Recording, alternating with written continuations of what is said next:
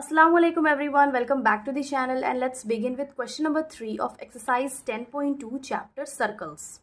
Question है, if tangents PA and PB from a point P to a circle with center O are inclined to each other at an angle of 80 degree, the angle POA is equal to 50 degree, second है 60 degree, third 70 degree और 80 degree. यहाँ पे options given है, हम लोग को choose करना है. तो पहले हम लोग सॉल्व करेंगे.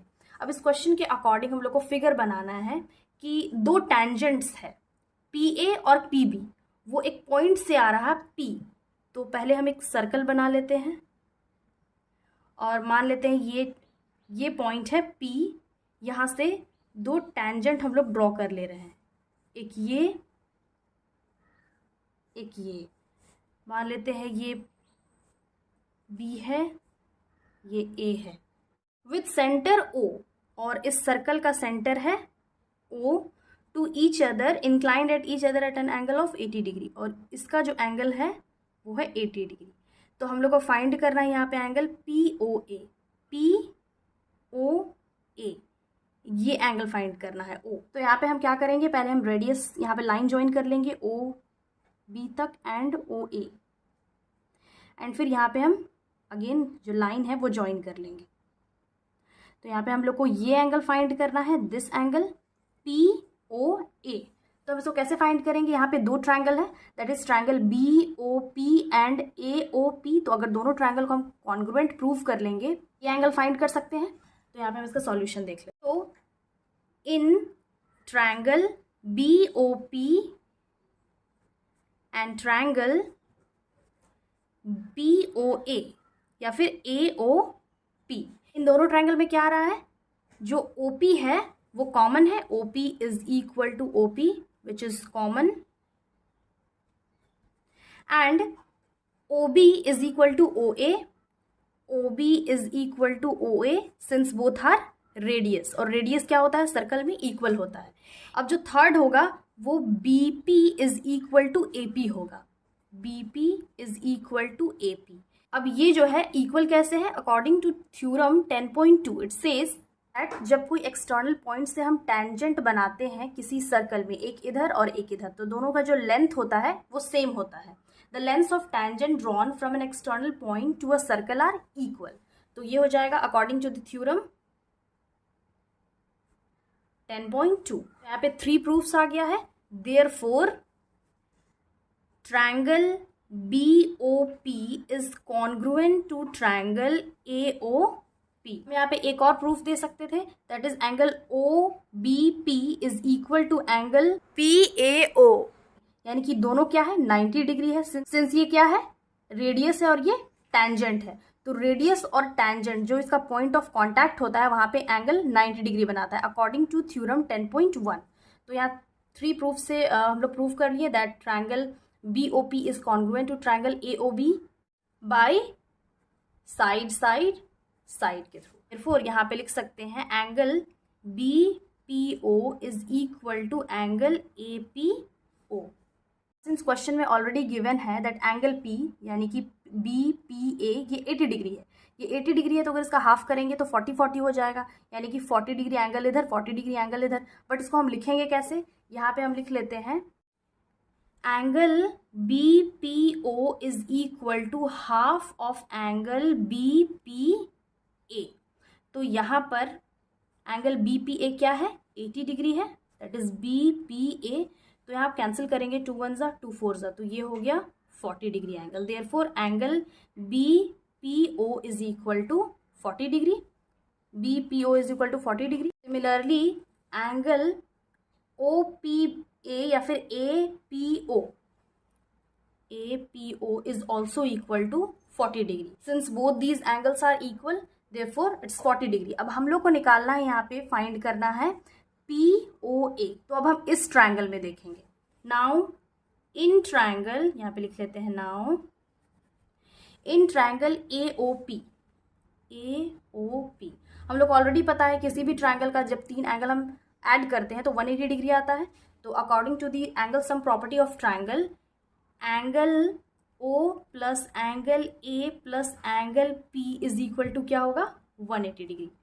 एंगल ओ हम लोग को फाइंड करना है, एंगल ए हम लोग को पता है 90 डिग्री है according to theorem 10.1 plus angle P हम लोग फाइंड किए, क्या आ गया 40 degree is equal to 180 degree पे आ गया। Angle O plus 130 degree, 90 plus 40 is equal to 130 and 180 degree, तो ये हो जाएगा angle O is equal to 180 degree minus 130 degree. तो एंगल ओ क्या आ गया 180 में 130 माइनस करेंगे आ जाएगा 50 degree. Therefore angle O is equal to in this triangle 50 degree and यहाँ पे हम लिख सकते हैं हेंस हेयर एंगल AOP या फिर POA, angle POA is equal to 50 degree and therefore option number A is correct. Question number 4 है prove that the tangents drawn at the ends of a diameter of a circle are parallel. अब इस question के according हम लोग figure बना लेंगे कि एक सर्कल है और इसमें हम एक डायमीटर बना लेते हैं। डायमीटर क्या है, जो लाइन सेंटर से पास होता है दोनों सरकमफेरेंस को टच करता है, स्ट्रेट लाइन। और the tangents drawn at the ends of the diameter, और हम दो टेंजेंट बना लेंगे जो डायमीटर का एंड है उससे टच करते हुए पास करा लेंगे, एक ये और एक ये। These both are tangents at the ends of the diameter of a circle are parallel। अब हम लोग को यहाँ पे प्रूव करना है कि ये जो दोनों tangents है वो आपस में पैरेलल है, तो हम डिनोट कर लेते हैं PQRS और इसको AB and this is centre O। यहाँ पे हम लोग को प्रूव करना है that tangent PQ is parallel to tangent RS। तो इसको हम कैसे प्रूव करेंगे, अब ये हम लोग ऑलरेडी इंट्रोडक्शन वीडियो में पढ़ चुके हैं दैट थ्योरम 10.1 सेज दैट जब भी कोई टेंजेंट सर्कल की किसी पॉइंट को टच करके पास होता है देन अगर हम सेंटर से रेडियस बनाते हैं, जो पॉइंट ऑफ कांटेक्ट होता है रेडियस का एंड टेंजेंट का वो आपस में परपेंडिकुलर होता है। That means this is perpendicular, ये भी परपेंडिकुलर है, ये भी और ये चारों परपेंडिकुलर है। हम यहाँ पे लिख सकते हैं here AB is perpendicular to PQ या फिर BA लिख सकते हैं, BA is perpendicular to PQ and also AB is perpendicular to RS, AB is perpendicular to RS, यानी कि दोनों परपेंडिकुलर है। अगर ये परपेंडिकुलर है क्या होगा, angle RBA is equal to 90 degree, यानी कि ये एंगल 90 डिग्री होगा और angle BAQ is also equal to 90 degree.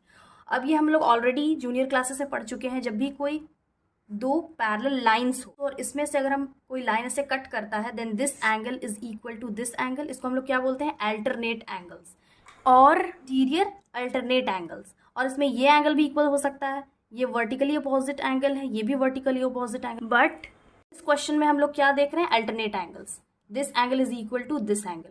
तो यहाँ पे ये इसका अल्टरनेट एंगल है, that angle QAB is equal to angle RBA, therefore this both the tangents are parallel to each other. देयरफॉर यहाँ पे हम लिख सकते हैं angle RBA is equal to angle BAQ, both are 90 degree and hence PQ is parallel to RS। Reason भी लिख सकते हैं alternate angles।